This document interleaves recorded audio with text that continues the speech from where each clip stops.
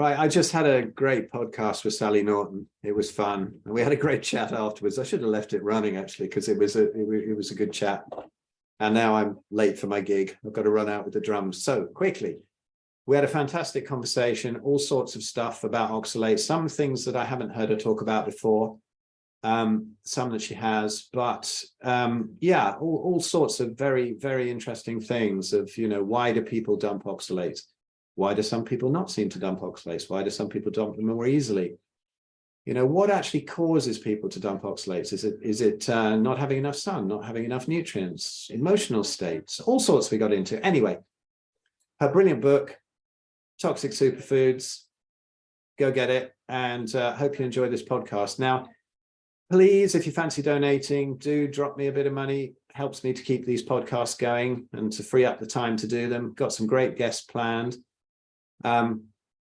If you would like to learn more about ancestral living, about carnivore diets, about all kinds of diets, about the environment, about everything, and get some support on your journey with weekly challenges, all of our 90 days of calls between January and the end of March this year, with all our wonderful participants, and also a sneak preview of our new book, the Red Pill Food Revolution. And you can get that on PDF and on audiobook. So that's at thebigfatchallenge.com. All of Sally's links will also be below, and I'm off to play a gig. So enjoy the podcast.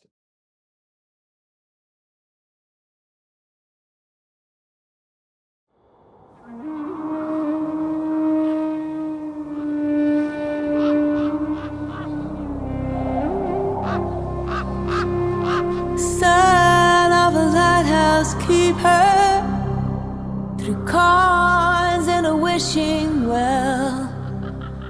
Prayed for a love to call his own, a love to break the spell. Welcome to the Red Pill Buddhas podcast for red-pilled Buddhas everywhere. Revolutionary, free-thinking spiritual people who've woken up from the mainstream narrative on various levels, and I interview some of the most fascinating ones here. Please also visit thehumanunleashed.com for hundreds of hours of our video content on all areas of health, lifestyle, and much more.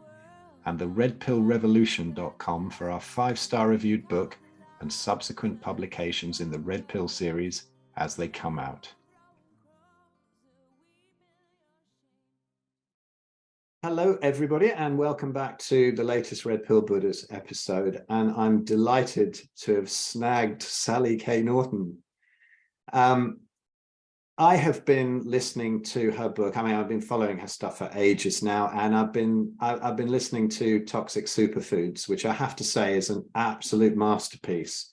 So if people haven't read it or listened to it, go and do it, because every single detail pretty much is in there that you'd ever want. I've thought of a couple of things for this chat, but thank you so much for coming on, Sally. Thank you. Thank you for having me. Thank you for opening your mind and hearing what I have to offer. Appreciate that so much. Oh, absolutely. Yeah. I mean, I should think that most people watching this, because I have a carnivore channel, are pretty much aware of you, but could you just do a quick recap? Probably people have heard it before. I know it and whatever, but what are oxalates and how did you come to investigate them? Well, when I was at Cornell studying my nutrition program, oxalates were just a thing hanging in chocolate and tea that messed up calcium absorption and probably was related to kidney stones, and that was the end of the story. So I had a pretty limited view of what oxalates were and had been shipwrecking on not being aware of their true potential to really mess with your health. For decades, I've been struggling with problems, and it was quite the revelation to me when my body started explaining this to me. Once I realized that I need to know how much oxalate I'm eating, what's got oxalate in it, like I needed to take it really seriously. It wasn't the footnote that it was treated as in school. And it continues to be treated as in the field of nutrition, public health, healthcare of all stripes. So oxalates are a natural chemical. It's interesting. The chemical is a 2-carbon molecule with 4 oxygens on it. And that, with all that heavy oxygens, that means the oxidizing process in nature, which is sort of a degenerative process, often this could be an end product of that. So it's very easy to make it. It happens in polluted air. It happens in soil. Funguses in the soil love to make it. Plants use it for many different reasons, and it's pretty high in plants that we trust. So it's surprising that we know oxalate are a major cause of kidney stones, arthritis, bone degeneration, and so on. And yet it's quite high in plants we trust as healthy. And that was, for me, okay, so my situation was I've been having these problems for decades, and it got so bad that I was completely disabled, no longer working, hardly could get off the sofa, couldn't read anymore, couldn't exercise. And when I got going on this diet for real, which took a second try, because without enough information, you miss it. And the second try started teaching me that oxalates were causing more than my arthritis. It was causing everything. And I was like, well, wait a minute, how do I not know this? And my frustration of years of being part of the integrative medicine community, part of the medical community, part of the public health institutions, I knew nothing about this, and none of my colleagues in medicine or alternative health could help me. None of my colleagues in public health or nutrition could help me. I couldn't help myself. So I knew that this was something that there had to be some other people impacted by this. And I ought to let them know, hey, if you don't feel good and you think you're eating healthy, there could be a very good explanation. And it's sitting there in the library. So I spent a lot of time digging it out of the library and working directly with people, because the process was, hey, this happens in real life. What is science doing to tell us what the heck is going on? And so I was in this perpetual, what the heck is going on hunt in the library. And the library actually came up with explanations that really sometimes upset me greatly. It was stressful to see how much information was actually there that had been completely absent from our world and from my education. Yeah, it's only just really coming into sort of consciousness, really. I mean, I'm going to start off a bit selfish and go on about my experience with it, because it's a question I'd really like to ask you about this. I was vegetarian for about 30 years, as many of us were. 30. Yeah. I even wrote, did. Twice as long. Yeah, I even wrote a book on sort of vegetarian eating and Ayurveda, which is kind of embarrasses me now, makes my toes curl a bit. But I started to get, after running a gym and being nice and muscular late 90s, I sort of deteriorated over the 2000s. And in 2010, I got really crippled with psoriatic arthritis, couldn't play the drums, couldn't walk pretty much. So I thought naturally, as so many of us do, the answer is to go even more vegetarian, isn't it? So I went vegan and then raw vegan, and then I did the inevitable months of juicing spinach, enormous amounts, almonds in there, turmeric in there, everything. And then I discovered that, best probably to go keto for the arthritis. And it started to clear up, but I ended up with a horrific kidney stone and had to have it lasered out of the ureter. And yeah, it was horrible. The pain, oh my God. And I did tweak the oxalate thing back then, even though the doctors were telling me, oh, you can't eat meat again, it's all to do with the meat. And I knew it wasn't. And anyway, my joints were better. So I thought, a kidney stone a year, what the hell? Anyway, I went fully carnivore in 2015 and absolutely no problems. Everything was far better after the keto, going carnivore. And then last year in the summer, I was touring around with bands and whatever, and I got a kidney stone. And I thought, where on earth did that come from? Okay, I'd been a bit slack that year after years of being strict, and I'd had some chocolate, this and that. But not enough, I would have thought, to have produced a kidney stone. And then in the sort of October, November, around the time when the body kind of detoxes naturally, I think, around the autumn equinoxes, I ended up with the worst flare ever of arthritis. I was on the sofa, I lost 45 pounds. I had loads of other oxalate issues, actually. And then I sort of twigged it, and I thought, maybe it is particularly heralded by a kidney stone earlier in the summer that I didn't have to have lasered out. Fortunately, I got rid of it myself. But I thought, well, could it be, is it me messing up with a bit of chocolate? Is it, a very stressful year and then just chilling out and sometimes the body releases? It was a hell of a year, actually. Is it me messing up about with a bit of chocolate? Is it possible to dump that long after those spinach smoothies back in like 2011, 2012? I mean, how long after can people actually dump oxalates? 7 years after. That's very true. And that's interesting that, every person's story is completely unique. And that's part of why medicine doesn't understand this, because they can't pigeonhole it into a set of tests and symptoms. It is so diverse how it expresses in nature. That's nature's mode, diversity. That's why nature exists, right?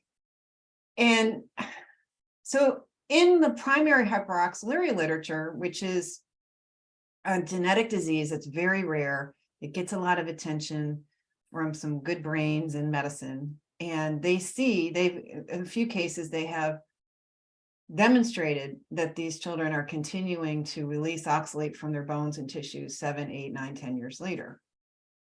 What's interesting in the carnivore world, this is a new thing that's never happened, is going from keto high oxalate, vegan high oxalate for decades and decades, which was impossible to really get away with until our lifetimes. I mean, we're kind of the experimental generation, the sort of eco-aware 70s kids who have really got ourselves in trouble. And now we've reached this age of maturity and bruised, battered wisdom.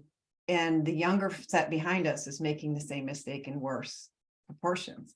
That's a whole other distraction. But this 7 years later, we don't know. We're not studying it. We're not paying attention to oxalate. We're not paying attention to how much meat and how much oxalate we're eating. We're not paying attention to this carnivore diet in a scientific way, because it's really so odd to our brain-based or plant-based brain thinking that's been going on for 400 years. So that we're out here skating in the darkness about a lot of this. And that's what's so interesting, is that I'm living in this world of discovery where people come to me 3 years carnivore, feeling perfect after keto diet, and then suddenly completely sick and disabled with clear oxalate poisoning coming out of tissues. The primary hyperoxaluria literature is quite clear and states over and over and over again, the bones are a massive repository of oxalate. And there's a sort of endless process. So you've achieved a certain amount of well-being after years on carnivore. Your kidneys are healthier. That gives the rest of the body permission to start dumping out the junk that's collected there. And my feeling is that it takes a year or two, maybe 3 years for someone's kidneys and excretory system to fully recover, especially if you haven't really been anticipating that your body needs support for the damage done by that decades of the wrong diet. We imagine that we can just jump to carnivore, which might be argued to be the appropriate human diet. We can jump back to appropriate human diet and pretend no accident happened in between. It's kind of like getting hit by a truck in your car and saying, you know what, in order to get over this, I will stop driving that car on that road and then I'll be out better. No, you need to go get fixed. You need to get your bones set. You need to provide rest and respite and sunshine and food. You can't just jump back to what we should have been doing and have that be the only answer. And I think that's, in a way, almost protecting some carnivores from dumping quickly early on. They don't really have the mineral health. They don't really have the nutritional vitality to do the clearing until they slowly regain it over years and years. Does that make any sense? Yeah, it did. Absolutely. Yeah. And what do you think? Why are some people absolutely fine and they don't have any problems, and some people have problems dumping?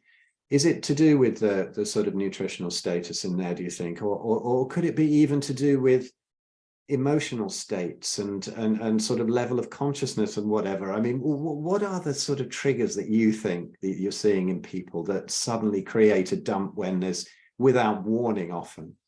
Right. Well, it's a lot of just guessing and observing and making up stories about what we see.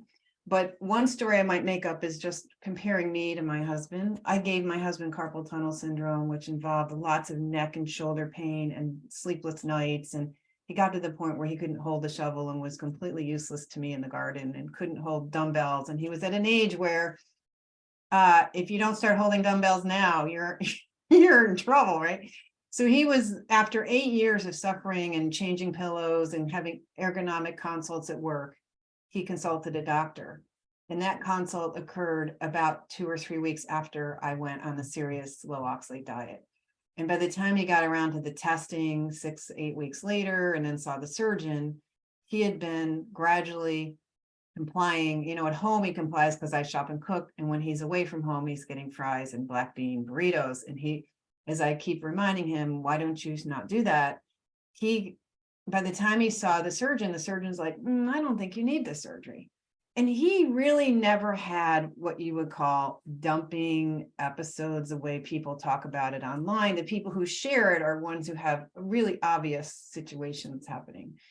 His dumping episodes involved periodic waves of hip pain, which would really bother him and come and go. And he had about a year of that. And in my body too, 6 to 12 months, one area of my body would be on and off struggling. And that would be part of this oxalate tissue recovery, where the tissues are being remodeled, where crystals and things are being dug out of tendons and joints and bone tissue and cartilage and so on. And that's kind of like surgery without anesthetic, involves inflammation. The immune cells, the inflammatory process is what does the healing. And if it goes on too long, it becomes pretty unpleasant and can have dramatic symptoms. But in his case, it's the kind of thing where I'm old, it only lasts for a few days. You can kind of ignore it. So most people, I think, the oxalate clearing is happening at a level where you carry on with your life. It's not productive in biology to make you sick and make you need a nap, because out in the wild, you have to be able to protect yourself and your family and be mobile. So it's important that the body is knowledgeable, all-knowing being, right? It knows how to manage itself under reasonable conditions. So his case is more reasonable, because until I started feeding him sweet potatoes and chard, he really didn't gravitate to high oxalate foods. So he had a lighter case of it, versus me, little Miss Swiss chard and rhubarb kid, who's been like the vegetable champion in the family, who I was literally used as a way to whip the other children around the table into shame over their unwillingness to eat the vegetables that I was eager to eat. Right. So that was a applauded proper behavior in a child, is to eat all your vegetables. But I've been a health nut since I was in kindergarten. I wanted to get a degree in nutrition to prevent illness and pain and disease since 7th grade. That has always been my intention, is to take care of my body, to be a responsible person who could be productive and happy and capable and not sick and not be a burden to others. Like, this is always my MO and philosophy for living since I was a little kid. And so I have a much different case. And then, of course, I did vegetarianism for 8 years and then veganism for 8 years. And my immune system couldn't take it anymore. And I had to add in different foods. Unfortunately, when I got away from that, I added in the sweet potato as my staple. That's how I replaced my wheat and my beans. And unfortunately, this is happening in the gluten-free world and the paleo world, where we substitute in a worse food like sweet potato, a much higher oxalate food, for the moderately high oxalate. So I represent someone much sicker with oxalate than my husband does. And then there's all these other things that I think it's really interesting to ask about emotional state. I'm a sort of bold, get it done, straight up American. My family left England in 1635. So we've been all about like conquering and doing stuff. So he, however, is a much more anxious personality, much more reticent and compliant to like clubbish thinking. And maybe that adds to a reticence on his body's part. I have no idea how any of that works, but a lot of us who got in trouble with oxalate are doers. and maybe there's a physiology of doing under there, but I really think it's more like, how beleaguered are your cells? How confused is your immune system? How electromagnetically and nutritionally deficient are we because of the loss of minerals and so on? Yeah. One quick question that came up there, that I've heard you mention hips a lot, which is weird because I've never had a problem with my hips until last October, November. And then they really start, you know, like electric shocks going through them. Even when the knee went down, which was the main one for me, it always has been.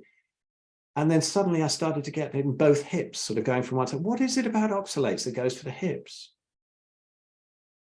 Well, the neck is actually the most Neck too. Yeah. characteristic. So you said a whole lot of things went wrong with you besides the kidney stone or leading up to the kidney stone. You got your knee, your hips. What else? Oh, well, just everything. I mean, I had some skin issues, definitely some rashes, which I thought that's classic, you know. Sort of toes going red and a bit numb on and off. That at first I thought it was really hot Epsom salt baths I was having, and I'd given myself chilblains. But then after a while, I thought, actually, it isn't that. It's something else, you know. And there's almost everything. I mean, I've sent how many times I've sent your symptoms page out to people. I really don't know. When people go, what are the symptoms of oxalate poisoning? I said, well, it's just practically everything. But you know, within that, how much do you think oxalates is the big baddie of the plant toxin world? I mean, our mutual friend Anthony Chaffee is famous for saying that you know, Brussels sprout has 136 known carcinogens, and the least toxic veg has about 60. Do you think that oxalates are the real big baddie? Do other ones clear quicker? Or is oxalate the one that hangs around longest, you know? Oxalate has the one that has the propensity to get stuck in our tissues. It has the problem of not being able to disarm it. It has the problem of the liver doesn't have any way to metabolize it. The liver is set up for toxins. That's why we tolerate smoke and cooked food. And, you know, we lived in tents with fires in the middle of them for a long, long time. Like, we tolerate toxins to a surprisingly extreme degree, but we never needed to tolerate oxalate at the level that we need to now. In the past, we wouldn't be eating the way we're eating now until the last 30 years, 10, 5 have been getting more and more intense on pro-oxalate eating. But it started with, you know, potatoes, plant-based, you know, urbanization of humanity and so on, where we were more dependent on farming and things. But then philosophically, there was this whole movement towards, oh, be nice to everybody, make life fair for everyone, make fair for the animals, don't subjugate the animals and eat them. You know, so this came really early on in both Greek philosophy and Western philosophy of more modern ilk in the last 200, 300, 400 years.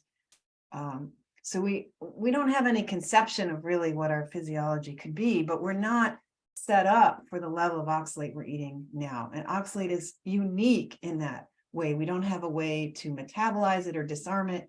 We don't have a way to cook it out of the foods or ferment it out of the foods. It's a problem. I just see this in the real world because I have been so careful myself with my health, and I have done, this is the last stop on a train. Like, people don't get to oxalates until desperation. Like, you don't find this, it's invisible to find, and it's not culturally cool. I am the least cool nerd in school right now, in nutrition school. Nobody wants to hang out with Sally in her little oxalate gutter. It's not interesting. And people bring their ignorance to say, dismiss the topic. But sadly, or excitedly, I mean, you can look at this two ways. All you have to do is quit eating spinach, almonds, and dark chocolate, and you can feel better and be happier and not fall apart. Why wouldn't that be exciting news? No, I'm nowhere answering your question, am I? Yeah. You know, it's funny, isn't it, that I love the title of the book, because it really is, the worst ones are the ones that we are told are the most healthy ones. You know, I remember getting a whole packet of spinach a day, you know, and shoving it in the blender, and it makes my kidneys hurt just thinking about it at the moment. I mean, ancestrally, we would have had some oxalates from some of the berries and whatever in the autumn, but then we would have probably had easily enough time to get rid of them. But also, because I always look at nature as sort of that sort of ancestral connection to see what might be going on and what might not be going on.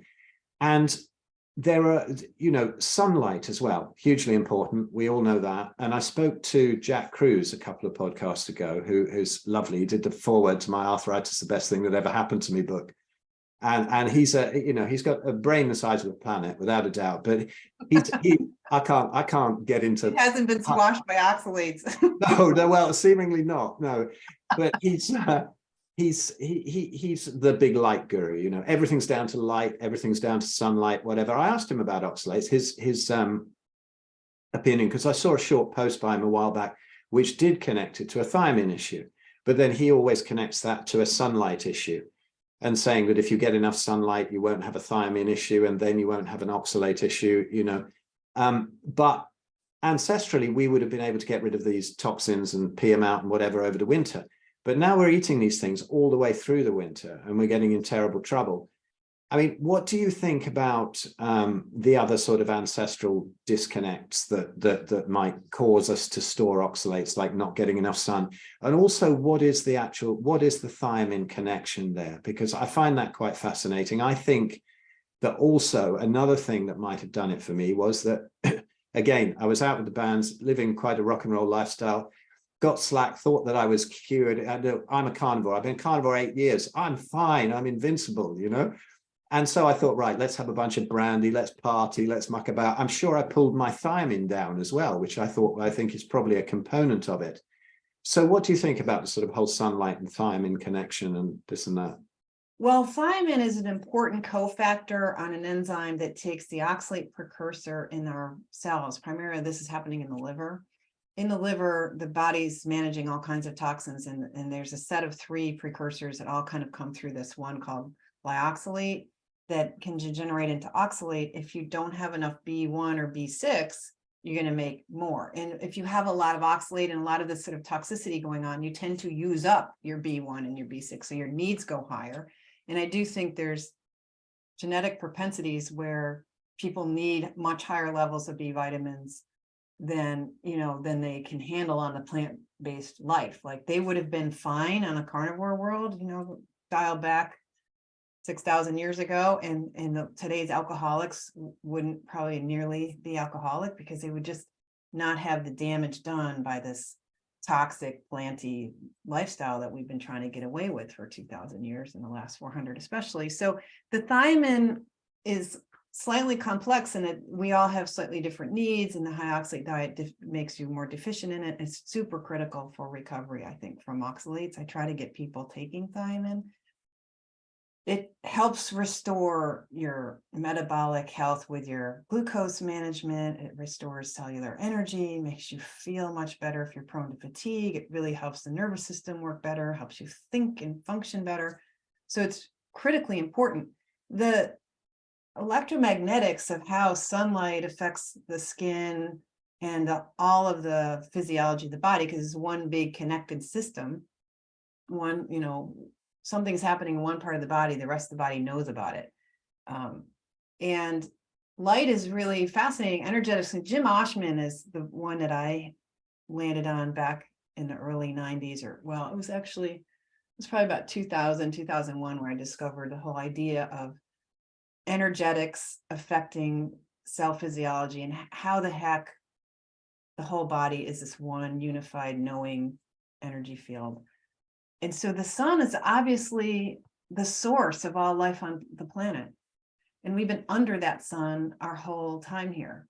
So how could it not be an integral nutrient?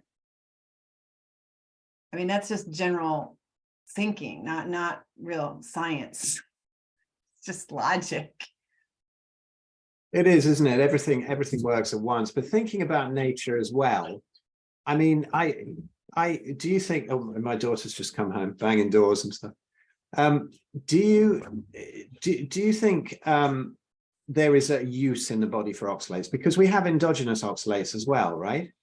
So well, that's part of what's happening in the liver, is that yeah, as the body's dealing with fermented food, smoke, pollution, inflammation, that this and connective tissue breakdown, because hydroxyproline and maybe glycine, these connective tissue amino acids, can degenerate into oxalate in our metabolism. And again, it depends on how much B vitamins are available, how much that happens.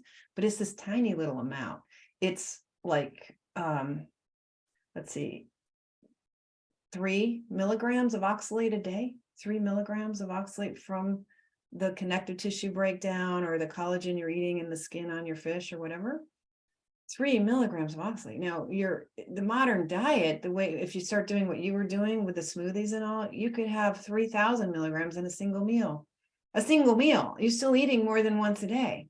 That's a totally different ballpark. And the bulk of the oxalate in the body is coming directly from oxalic acid we eat, and the rest of it is coming from the oxidation of vitamin C and even enzymatic transformation of vitamin C becomes oxalate. That's how plants make oxalate. They make vitamin C first, and that turns into oxalate. And vitamin C very easily degenerates into oxalate. So the biggest fractions of oxalate that ever gets into your body is not created by the liver, is not created in your physiology. It's created by the consumption of vitamin C and oxalic acid containing foods and supplements. Mathematically, they're completely like, yes, we make oxalate, and that's why the body knows how to handle oxalate. That's why it knows how to get rid of it. It knows how to excrete it anywhere. It has transporters excreting it in all kinds of places, and the kidneys can handle a lot of oxalate. So we're forgiven in the winter. We can recover from the little sweet potato festival and blackberry festival. Like I said, blackberry festival in August, sweet potatoes festival in September and October, and then winter hits and we're back to caribou, fish, and woolly mammoth. In fact, there was a period of human history where woolly mammoth was the major staple. It's a big iceberg, we're living on snowbanks. There wasn't the produce department. So the physiology was never set up for today's produce department, or this idea that we're technically squirrels and should be living on nuts. We're just not set up for it. So yes, your liver makes a little bit of oxalate, and you have an umpteenth power to excrete oxalate through your kidneys at that level. Like 3 milligrams, you're cool. You're fine for, no matter. Nature thought she had it handled. She never imagined we would invent chia bread and puddings and almond bread, supposedly. Like, nature had never guessed that we were that crazy. I know that there's a lovely expression, isn't there, that humans are the only species intelligent enough to make their own food and stupid enough to eat it. Right, Crazy, we're infinitely creative. We love being creative, and food, of course, is the centerpiece of our living, as it is for so many animals. They spend a great deal of time looking for partners, having babies, and eating food, or searching for food. This is the essentialness of life creating itself. Like, food is critical. So our focus on food, that's where a lot of creative energies go. And we're so delighted with the most novel thing. That's why we can be sold purple cereal, because it's fun and novel and exciting, but it's to our great demise. So I'm losing track of what we're cool. talking. No, it's good, cool. So do you think is there any use for oxalates in the body at all? Yes. The tartar on your teeth is protecting you. It's creating, okay, we use this to protect monuments from acid rain. And ironically, the major acid in acid rain is oxalic acid, but you can use oxalate to grab the calcium that's in the marble or the stone or the concrete of a monument and create a patina of a hard shell surface that you can't really see, that protects it from further dilution or dissolution. Won't dissolve any further, because you get pits and holes and breakdowns and weakness in monuments from the acid rain. So oxalate literally can form a protective patina over that calcium structure. Well, it's doing the same thing with tartar on the teeth, but we keep scraping off the tartar, so it's not helping much. That's interesting. I never thought about that. On the subject of vitamin C, we have a group that I run with my friend Ben Hunt, and it's the Big Fat Challenge and the Big Fat Tribe, and going into all sorts of ancestral stuff. And everybody was very excited that you were coming on. So I got a load of questions.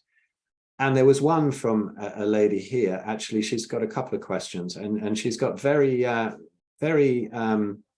stubborn arthritis at the moment. It's not responding to most of the things that it should respond to. And she says, can Sally elaborate on the subject of vitamin C and oxalates in the TLO group? That's trying low oxalates group, is it? Yeah, I think so. I've had long discussions about this, and they've never been able to convince me that C turns to oxalate. The study they used to support their argument was very old, from the 1960s, and was 3 or 4 people who were given IV C. This has a very different half-life to oral C, so it wasn't a valid argument in my view. So what? Because I've heard a lot about C, you know, turning into oxalates. What do you think about that? Is it always an issue, and people piling in vitamin C? Because I've done that as well in the past. I've done everything in your book that could land me with a kidney stone the size of a dustbin. I tell you. Well, honestly earned. If only you could be a warning to the younger people who are making the very same mistake that you're making, or made, and are now digging yourself out of. Vitamin C, this is some other sacred cow where people don't want to believe all the researchers and doctors and evidence that it is a problem, and that when you go way past what your cells need, it's not helpful. In fact, the research demonstrates you go way past your need with supplementing vitamin C, you will shorten your life and you'll have more diseases. So just the whole concept that you should get away with taking grams of vitamin C on a routine basis is been debunked over and over again. But people sign up for this idea, and we can't let go of our little sacred cows. So there's some great studies. One that was giving, how many grams was it? 8 grams, I think it was, to a set of volunteers for a fairly short period of time, under 2 weeks, I believe. And the oxalate levels in the urine didn't rise during the time that you were being given the vitamin C. And most researchers just stop there and go, yep, vitamin C didn't hurt the oxalate levels in the body, therefore we're fine. And that's where everyone likes to hang out.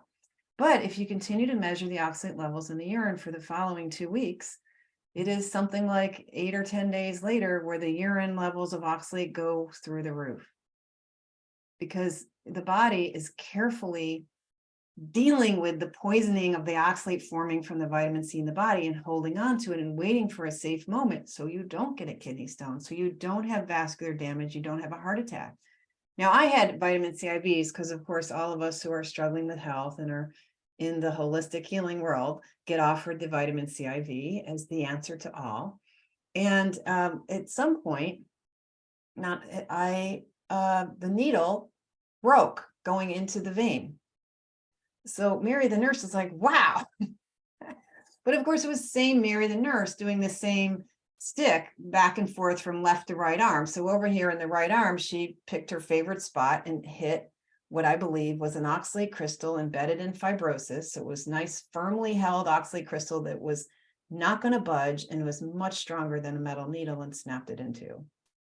I developed these ropey, roly, hard to stab veins over the course of this vitamin C treatment. And a year or 2 later, they became puncturable again and easier to take blood for blood tests and so on. But I always told my person who's going to take blood from me, hey, I have grizzle for veins and it's going to be hard to get. They're going to roll away.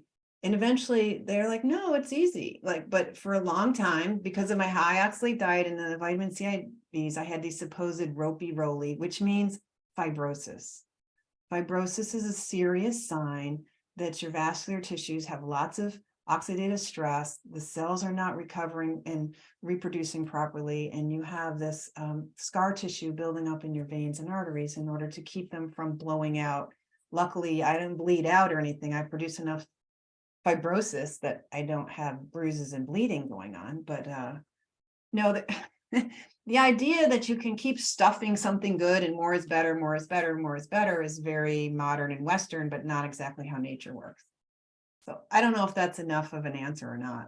No, I think so. I always say to people, when doing consults and stuff, and they say, would this work? Shall I take this supplement? Shall I take that one?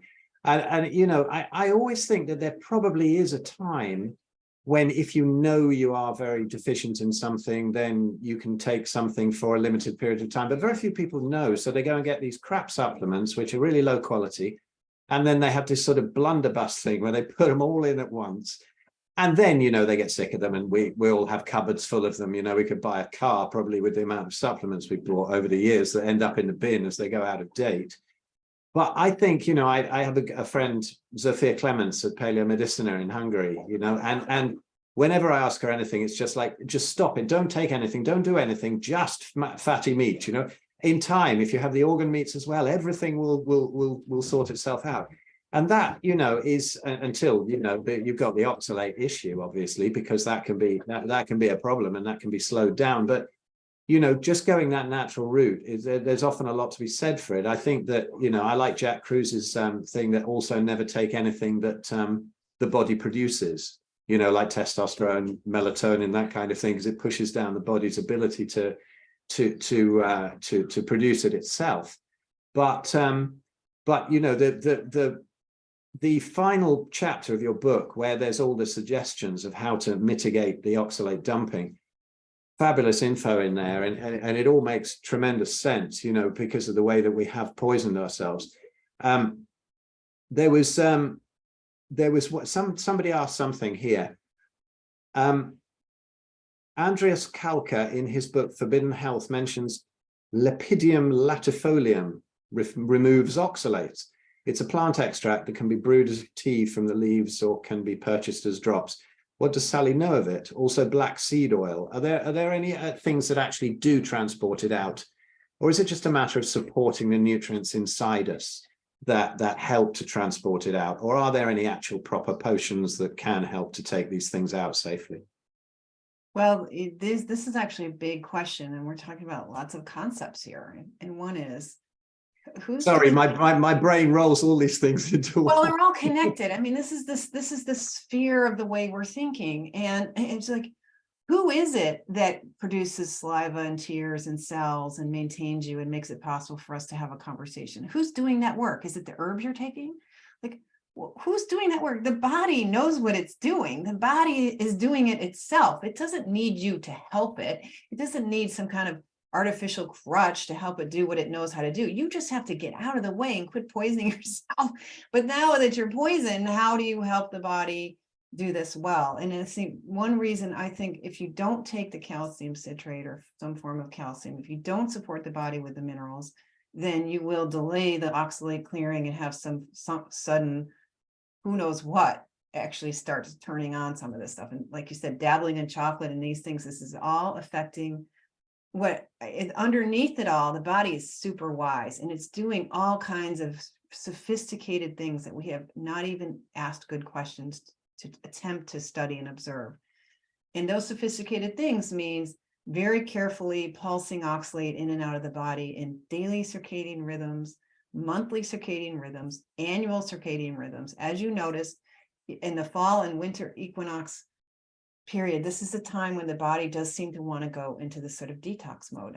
I saw around the full moon in December this past winter, a lot of us went into oxalate clearing right around, it was like around the 5th of December. It was also this big set of little flu bugs going around. Everyone was getting sick with sort of post-COVID flus and really interesting things going on that involve, I don't know, the stars, the orientation of the planets and the moon. Like there's more than the sun.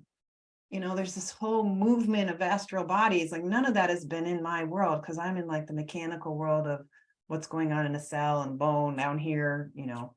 But it's clear that the body is in tune, way more in tune, way more sophisticated than we have the capacity to think in our own mind. If you think you're smarter than the body and you can tell it what to do and when to do it, you're fooling yourself, and you're probably just messing things up. So I don't believe in supplements and herbs removing oxalate for me, because that's fantasy. Now, proper nutrition, the right B vitamins, the right amount of sleep, the right amount of sun and sauna, and definitely minerals and citric acid. Like the reason you get a kidney stone, there's several explanations for that. And the most common one is that you end up with too little citric acid in your urine that allows the crystals to clump up into a kidney stone, and you can't pass it out. Now, some people are genetically prone to kidney stones, which you probably are, which may mean you don't produce as many of these proteins that the kidneys produce to prevent that clumping of the crystals. It also may mean you're not quite as good at dilating your tubules, which the kidneys can do to flush out crystals while they're, separate crystals. And since it's not dilating, it gets stuck in there and starts forming a big block. And then there's the other thing that the kidneys do, which they'll just strip off the cells that line these little tubules where the urine is forming in the kidneys. And like Harry sacrificing cells, and that adds to that cloudy appearance. When you're dumping a lot of oxalate crystals, your urine can look cloudy. The kidney can do all these amazing things, but 10, 12, 15% of the population is missing some of those abilities. And they're the ones who are going to be prone to the kidney stones. The rest of us can pee out oxalates like crazy without the stones, but the citric acid is critical. And chances are in a carnivore diet, the urine tends to move towards a more acidic direction, which promotes this oxalate clumping and promotes a lack of citrate in the urine. The more alkaline you are, the more citrate the cells can release. So that's why we do things like take the citrate supplements, use minerals, they alkalize, use lemon juice, and so on. These are great supports to allow the body to clear the oxalate. Citric acid coming from lemon juice, for example, will sit on the crystals and make them softer, because the citric acid bond with the calcium and the calcium oxalate crystal is so strong. It's so strong that it weakens that oxalate bond and makes a hard crystal that might be as hard as quartz softer like chalk. And that just allows the body to do more what it knows to do to attempt to get rid of it. Now, that said, removing oxalate crystals from bones, tendons, joints, cartilage, thyroid glands, etc., is difficult work that's frustrating and sometimes only partially successful, which is another reason why this takes so long, because it's frustration,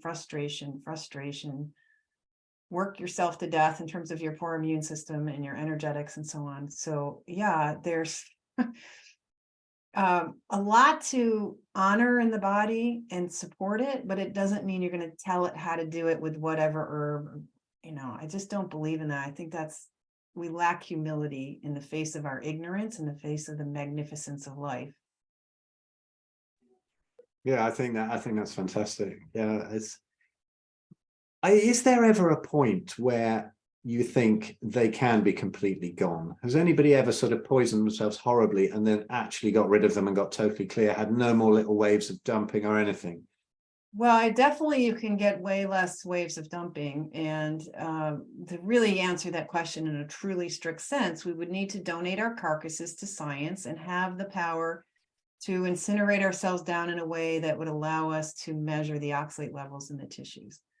That's expensive, and it's a theoretical thing. There's no real incentive to do that, because incentives now have to generate financial response. There's no reason to care about that. But I can tell you, I'm at 9.5 years on this diet, doing it correctly with supports. I still take calcium and magnesium and potassium. I still support myself with minerals. And I believe I'm going to ask my doctor, and we'll find out if he's allowed to run the test. Some of the primary hyperoxaluria doctors talk about something called I'm forgetting what it is, growth factor 23. And this is a sign that this is a hormone. It's called fibroblast growth factor. It's a hormone that the bones produce when they're being activated.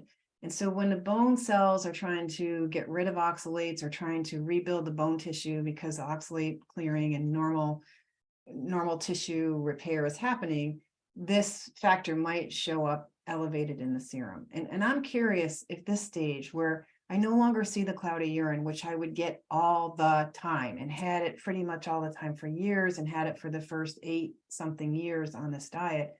Now I see it only here and there.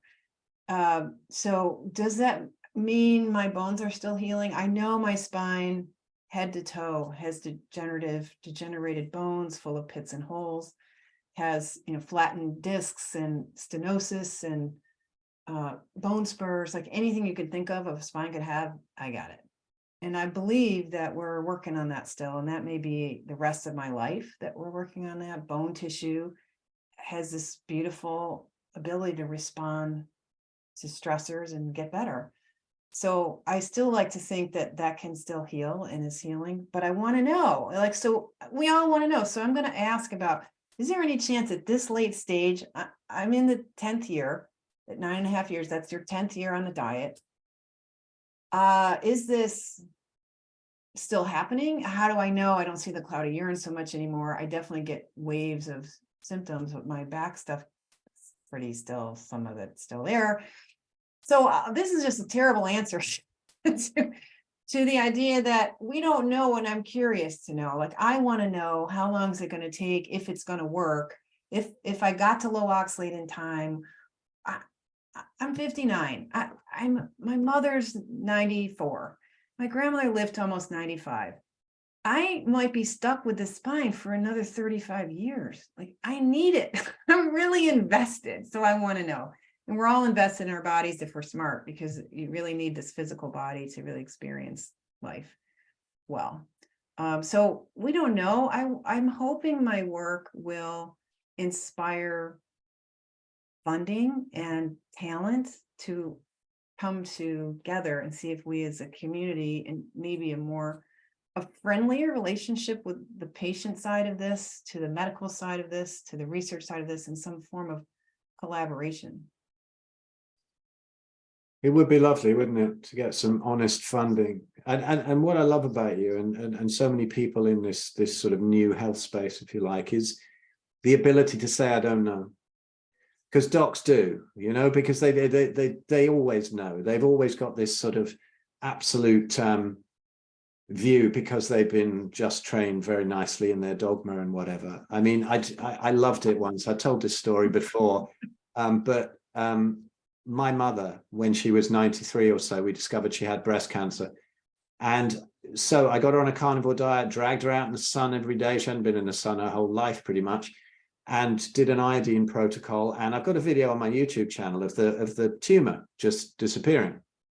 And her oncologist, I wouldn't take any of the drugs, but you know, to let her take any of the drugs, and she didn't want to. And so one time I went back in, and I'd said to him before, look, I'm not sure what we're doing is working. If we do need to get this removed, this tumor, can you do it on a local?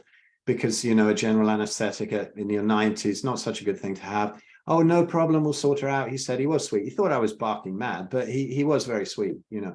And so anyway, I took about one day, you know, after the iodine protocol, so sometime after, often, like you say, these things have an effect afterwards, you know, whether it's a bad effect or a good effect. And I'd kind of given up. And then one day she came in and she said, it's disappearing. And I thought, you mad old bugger, you know, is it really? And I had a look, and it was amazing. I hadn't painted it for a while. I hadn't done anything for a while. And so I took her back to the oncologist, and it was funny. He was looking all cocky as usual and sort of examined her, and I didn't say anything. And he turned around, I could see him turn around slowly, and he said to me, how on earth did you do that? And I said to him, well, I told you how I was going to do it. I gave you a whole list of stuff we were going to do. You said I was barking mad. I said, is that the first natural cancer reversal you've seen? And he said, yes. And I said, well, you're an oncologist, and that's the first natural cancer reversal you've seen. I'm a drummer, and I've seen quite a few. I thought that was, I really wanted to get that little revenge best served cold, you know? Well, I really love the fact that he showed curiosity. Yeah, absolutely. No, he was usually they just dismiss it of, oh, well, that's just random chance, goodbye, and they have no interest in it. Yeah. So I'm really impressed when a physician says, how'd you do that? It's cool. That's a special person who's willing to ask that question. My client base goes to their doctor and say, I've got this crystals coming out of my eyes. And they're like, don't worry about it. It's just old calcium. They have no interest whatsoever in going, what's going on? They don't have time for that conversation, let alone curiosity and whether it makes any difference for anyone else. Yeah, unlike my old rheumatologist who, you know, I went to see, an appointment came up. I'd thought, I'm not going to see him again. I don't have any use for him. But then an appointment came up, and, you know, we weren't friends by that time. I was always arguing with him. And I went in to show him how much I'd healed and just jump around for him a bit, because everybody else in the waiting room was, you know, crippled and bandaged up and God knows what. And so I went in there and he got really angry with me. And he started shouting and frothing at the corner of the mouth, he did. And he's saying, you've got to take methotrexate or it'll get into your heart and your lungs. And I'm like, no, I'm out of here. And I just said to him, you know, when you froth in the corner of the mouth like that, it's kind of a sign of heart disease. You watch out about that. And that was the last time I saw him. But they're not all that open, are they? They're terrible.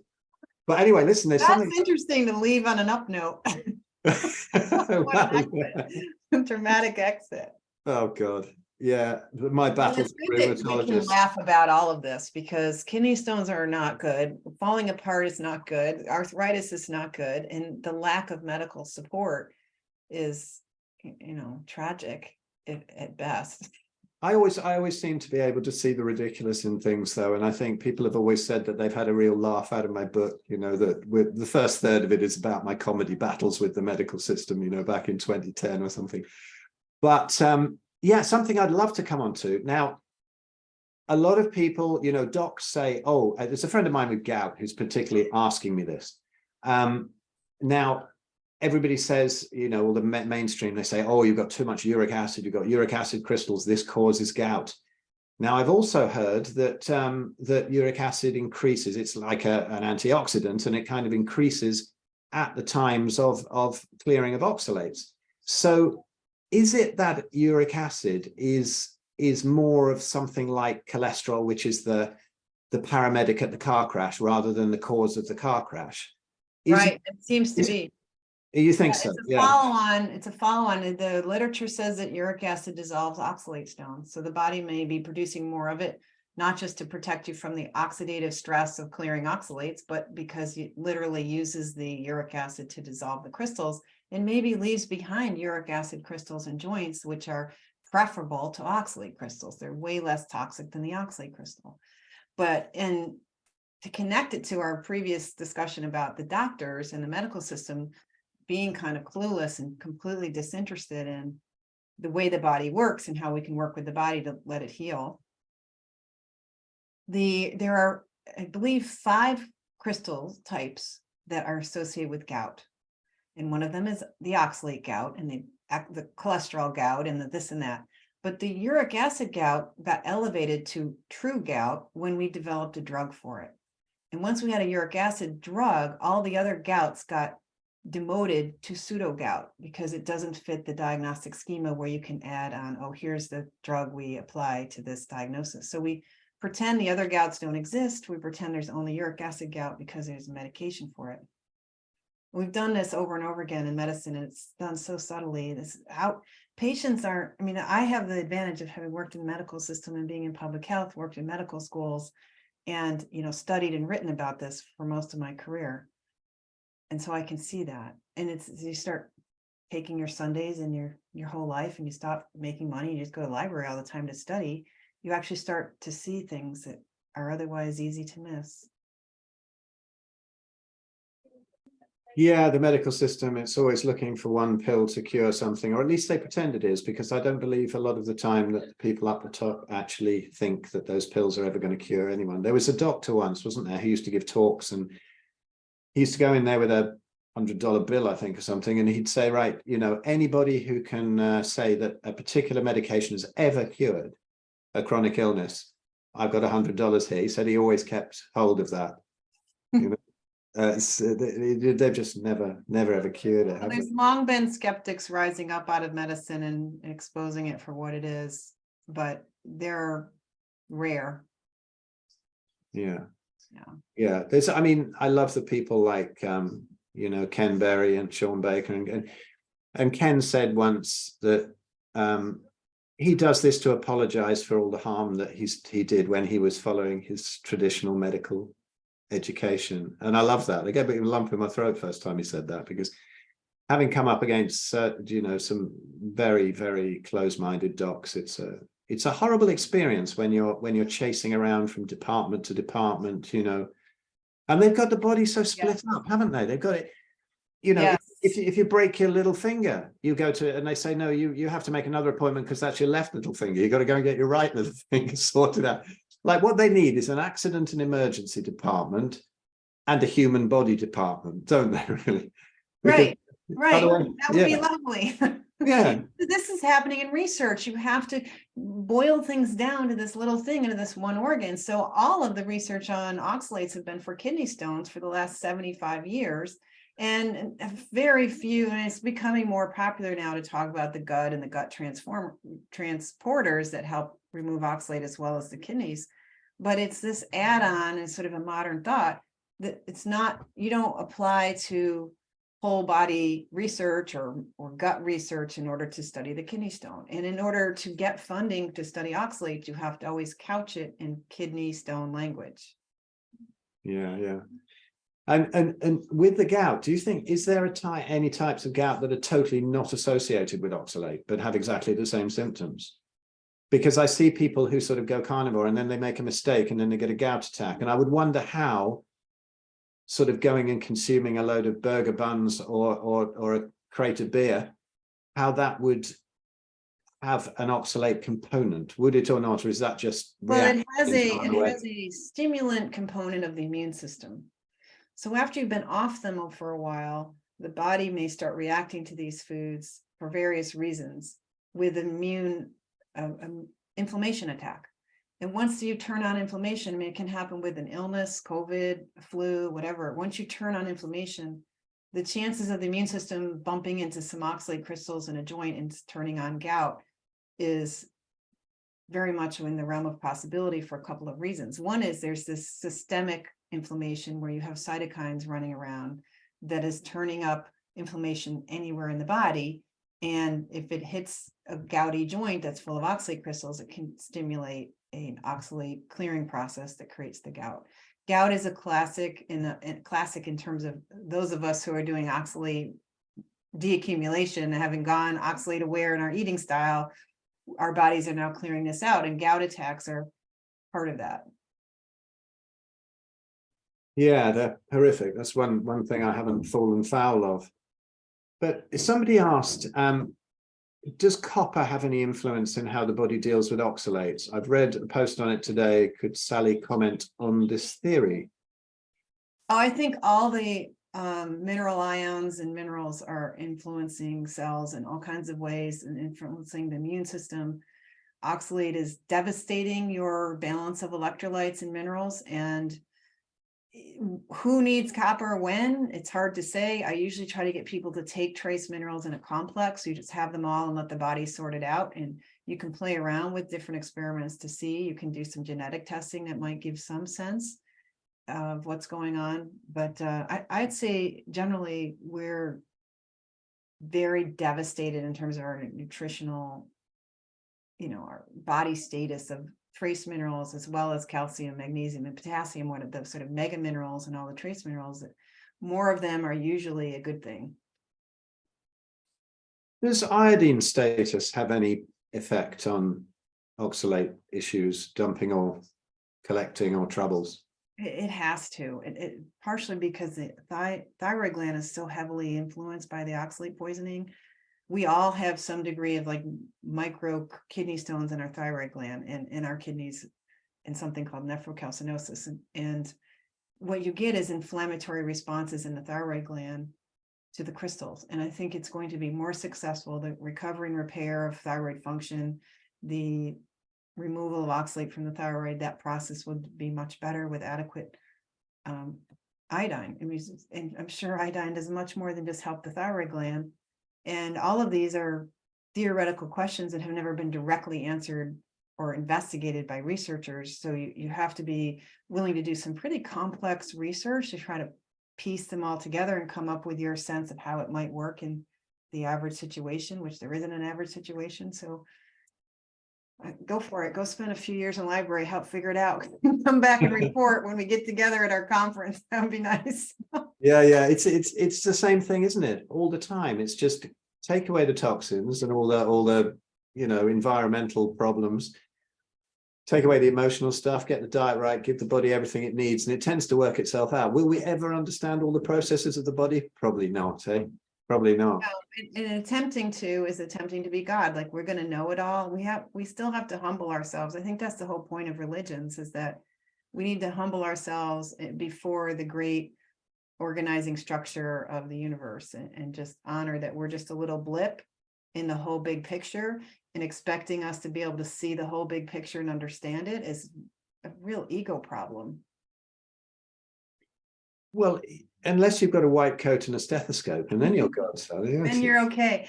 And we've given into that culturally. Many people, especially people our parents' age, but it's still prevalent everywhere. Well, I'll just go to the doctor and he'll fix it. Yeah, exactly. And the emotional thing is really interesting because oxalate is such a neurotoxin, right? It really affects the way the nerves work and the way the ability of the brain to generate energy and to function appropriately. And those of us who are high oxalate and feeling terrible, like I have a TM mantra, and I used to try to practice it in grad school, and it just made me more fatigued. I had to just quit. I mean, meditating made me fatigued while I was eating sweet potatoes and whole wheat bread and inflammatory things I was allergic to. Like, you cannot be necessarily free of anxiety, depression, mental fatigue, migraines, brain fog, dementia when you're toxic and your electrolytes are screwed up. And it's much easier to be at peace and feeling connected if you're not poisoned. Absolutely. This is what I always say when, people only look at one side of health, don't they? I find, if I do a consult, the diet side's quite boring, but then sort of investigating into somebody's past, the stresses they've had, sort of traumas, and helping them to, if I can help them to do that, or a couple of people who I send them to are brilliant at that sort of thing. And then the real detective work starts. It's beautiful, isn't it? But one question that people have been asking definitely is about fasting and dry fasting. What effect does this have on helping to clear oxalates or causing oxalate dumps, sort of extended fasts? Have you seen that happen, or are they usually not long enough for the oxalate dump to start, or does it accelerate it? I've had clients blame fasting for dumping. Essentially what happens is fasting asks the body to go find junk, to live on the junk and clean up the stuff your body could dispose of. And what's in the junk? Oxalate crystals. You send the body looking desperately for some proteins and amino acids, and they happen to be wrapping some crystals or in this area of scar tissue. You start breaking down the scar tissue, and there's the oxalate crystals. And once you start refeeding and giving back glucose and energy, that the body's like exposing and now ready to go after oxalate deposits. And some people really get sick when they come back from a fast, or just generally can't stick with a fast because it's so exhausting. They don't have the metabolic heft and stability and what's the word I'm looking for? Resilience to handle fasting. And so when you're oxalate poisoned, fasting is often not a great idea. Certainly time restricted eating is a great idea, but fasting for more than a day, I usually advise people to avoid it. If you know you've had an high oxalate pass and you think you've got oxalate poisoning, avoid the longer fasts. Yeah, back at the end of my plant-based days, I did a lot of fasting. I think 11 days on water was the longest, but I mean, I see people doing 11 days dry and whatever, and perhaps that might be a great idea, for the sort of deuterium depletion and autophagy and whatever, if you've got advanced pancreatic cancer or something. But it's like shit or bust, I guess at that point, isn't it? But kidneys really need some liquid to deal with all these toxins. A little liquid is a good idea. Yeah. Sally, where do you think you say you're having trouble with beef? Yeah, what happened? That's all I eat, beef and lamb. So what did that? Did you get bitten by a Lone Star tick or something, or what's going on there? Well, I think I have had a tick bite, so I ran off to the doctor right away to get tested for alpha-gal. I'm like, oh crap, maybe I have alpha-gal. It's not alpha-gal. It's this overactive immune system that the oxalate create, I believe. I mean, I'm making it up because A, you can't know in any individual case exactly what the mechanism is, and B, there isn't a lot of very specific research on this, but it's very clear that when you have an overactivated immune system, it can be taught, the T cells can be taught by the innate immune system to start reacting to anything, because the innate immune cells are calling this immune cells to come over to this part of the body. Maybe it's the gut where all this beef is hanging out, and it may be accidentally teaching the immune cells to start reacting to beef, for example. And, there's lots of different layers of intolerance and reactivity, but it's turning on inflammation. And I ignored this because, of course, I've been buying local beef from perfect little family farmers for 25 years and love my little locally grown meats and all the stuff, and trusted and like the convenience and have a freezer full of it. And it's my, I'm busy trying to learn how to teach oxalates. I've got things to do. I don't want to necessarily keep changing how I'm eating if it seems to be working, and I love beef and I'm really good at cooking it. So I ignored the fact that beef was making me feel tired after I eat it. At least 2 out of 3 meals, I would feel exhausted after eating it, and then I would have a severe carb craving and want sugar. That's a sign of trouble. But I was like, well, maybe it is, maybe it's not, because I'm always like reluctant to jump to conclusions anyway, because, well, whatever, that's random chance. But then I got COVID, and after I got COVID, which is one of these inflammatory situations, and I got it pretty good. I had 9 days of fever. I'm surprised at that because I don't get sick often at all. And after that, I started developing lichen sclerosis without itch for a few months, and then the itch came. I developed facet joint arthritis top to toe every day. And the nature of my back pain wasn't that. It was constant muscle stress and spasms that was causing pinching and stiffness. And I developed, apparently, I didn't know it at the time, a big nodule on my thyroid gland. I had, because of the neck and back pain, I had an MRI of the neck, and the back doctor said, hey, by the way, you got a 2-centimeter nodule on your thyroid gland. And that woke me up to the fact that, and the facet joint arthritis and lichen sclerosis, and I haven't done anything about the beef allergy, and it's probably that. And within 10 days of going off beef, back pain was gone. I got to get rescan this thyroid to get an answer. And the itching of the lichen sclerosis went away in a week. Now that's a frank autoimmune condition that's obvious, is really technically just in remission because I'm not eating beef. But this is an example of, if you have one of these, or a set of these inflammatory symptoms that come up when you're doing something that's causing inflammation, it can be your bellwether when you've done something else that's turning on inflammation. Those same things, that facet joint arthritis, for example, or the itchiness, will show back up again. So it's not always oxalate clearing per se, but the fact that you had this oxalate poisoning is partly what created an immune system that's overworked, deranged, confused, and continuing to struggle with crystals in your bones and your bone marrow for decades, for a long time.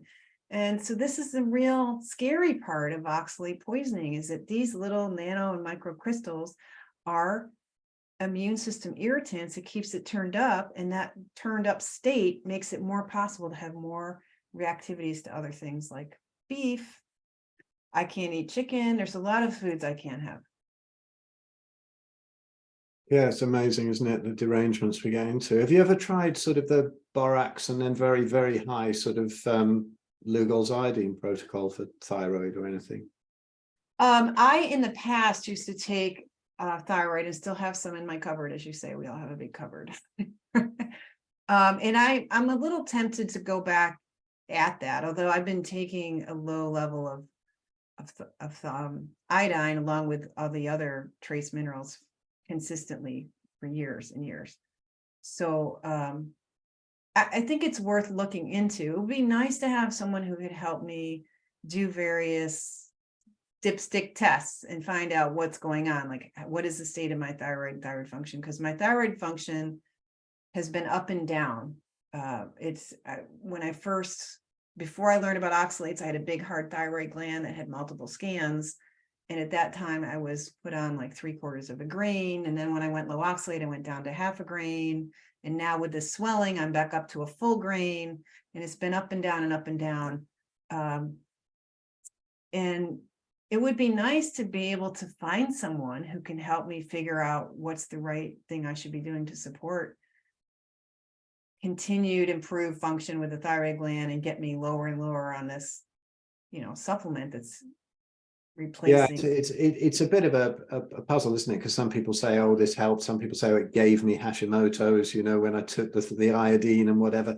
And of course, all the docs say never take iodine, any sort of endocrinologist, because you'll just die, particularly if you have Graves' disease. I've learned so much about it since my missus got diagnosed with Graves' disease, because she grew up in Tanzania. She was in Arusha. Probably a lot of that was to do with the enormous amount of fluoride in the water. She has teeth that are great with no fillings or anything, as I do, luckily, although, they're pretty ugly old teeth, but they work beautifully and they have no fillings. But, she's got little brown lines in her teeth where the fluorosis is definitely there. And so I'm sure that had an impact on the thyroid with the halides getting in there. But right. We have well, plus, 20 years vegetarian as well. She didn't quite do as badly as me, but she did quite badly.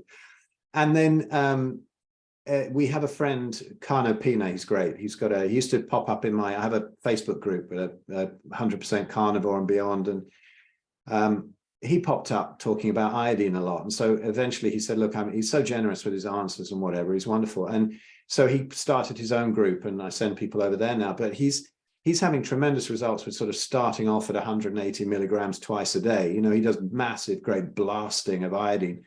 And after we got rid of the fear of iodine, when the endocrinologist said it would kill her, she did that. And then within a week, the thyroid hormones were exactly balanced. It didn't kill her at all. It sorted it out. But, really high dose, almost like he says, just if you've got a dirty car, getting a little watering can's no good, but getting a power hose is great.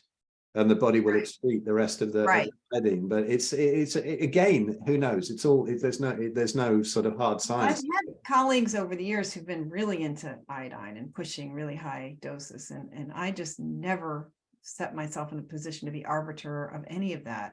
I think it's probably safe, and maybe I should start playing around with that one myself. But again, there's so many factors. It's often hard to judge if you don't have somebody else helping you think about all the things you'd be thinking about, and maybe doing some form of biotesting to give you some feedback about what changes are occurring or not.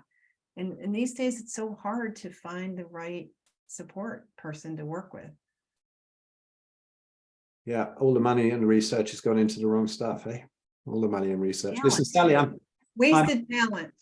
Yeah, I know. I'm conscious of your time, and I know we're coming up to time when you've got to go. But yeah, my last question, really. I mean, are you a tinfoil hatter like me? Are they trying to kill us with all these sort of chemtrails, jabs, Beyond Burgers and spinach smoothies, or is it just idiocy? What do you think's going on? Is there something nefarious behind this, or is it just money and a load of people who have been educated in the wrong dogma, or are they just trying to kill us off? What do you reckon? Yeah, well, I don't really believe in the dark theories of we're just targets to be killed, but I do think it's a sort of an adolescent boy mindset that's making us very brash with our ideas and putting forth our ideas. And in guerrilla societies, only one guy gets the harem, and the others get kicked out. And there's a certain thatness to our thinking. You see it like at Cornell, everything. You go to college, and your grade is based on how everyone else is doing. So cooperation isn't part of our culture, and doing things together isn't part of the culture. And so if you're going to succeed in life, if you're going to be a leader, you have to be better than everybody else and have your own proprietary ideas and so on. So I think there's just this natural competitiveness. I mean, animals have wars and beat each other up and kill each other just out of territorial arguments or whatever. So I think it's somehow bred into the wildness of our nature to be reckless. There's a lot of recklessness going on, and there's a lot of complacency going on, and there's a lot of things feel too scary to face straight on for people.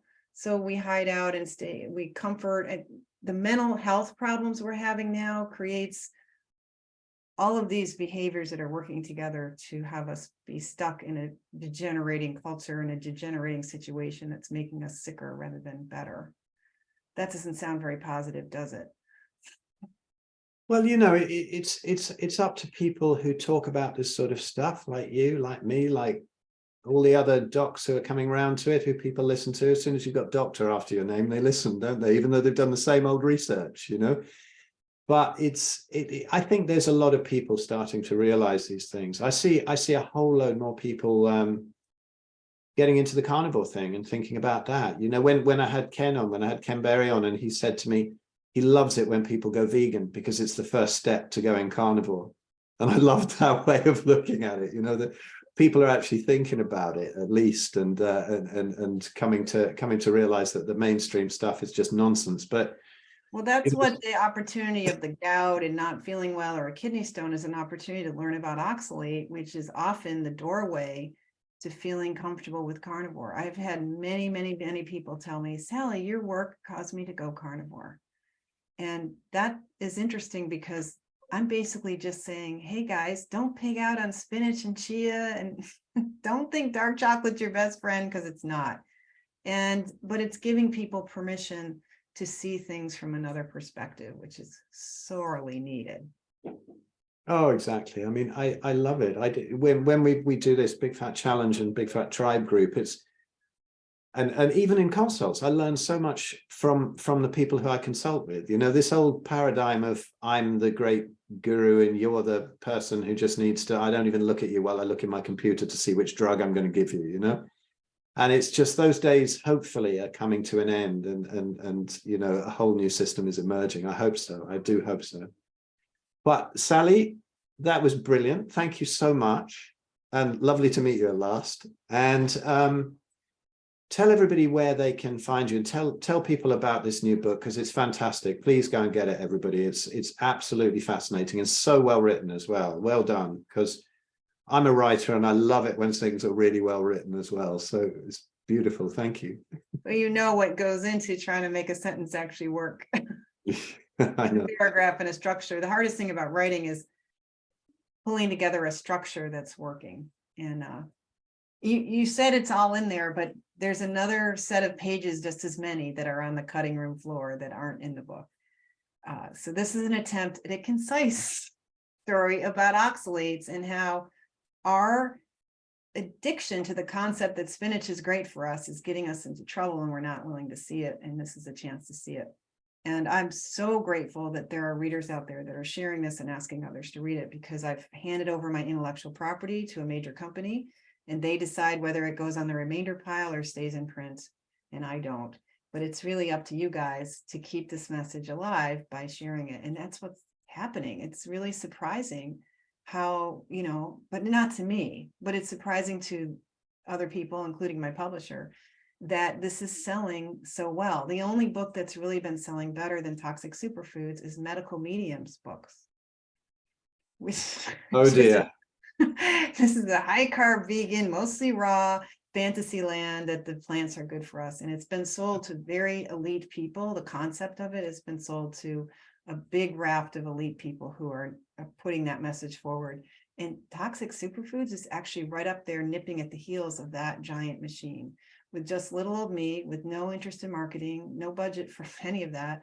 And it's doing so well because this actually works.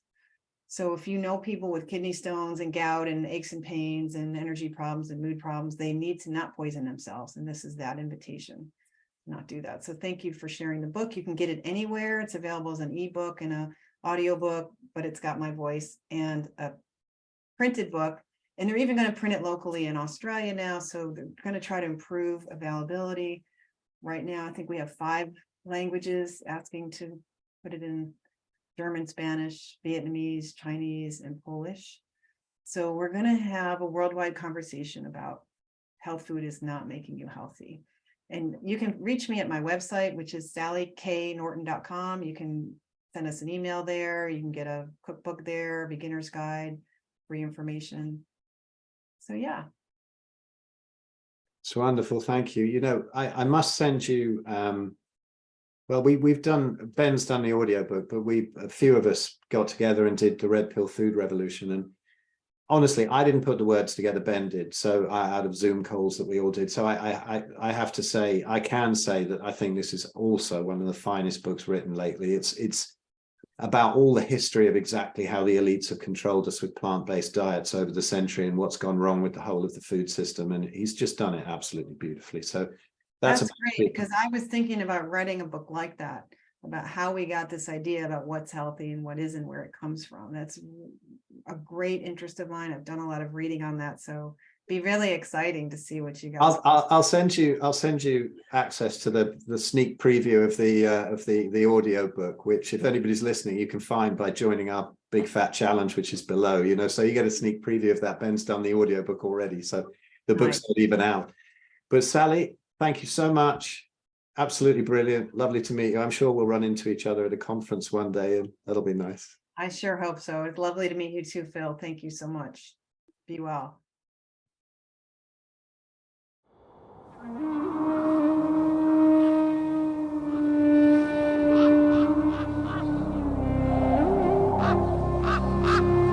Son of a lighthouse keeper, through cons and a wishing well, prayed for a love to call his own.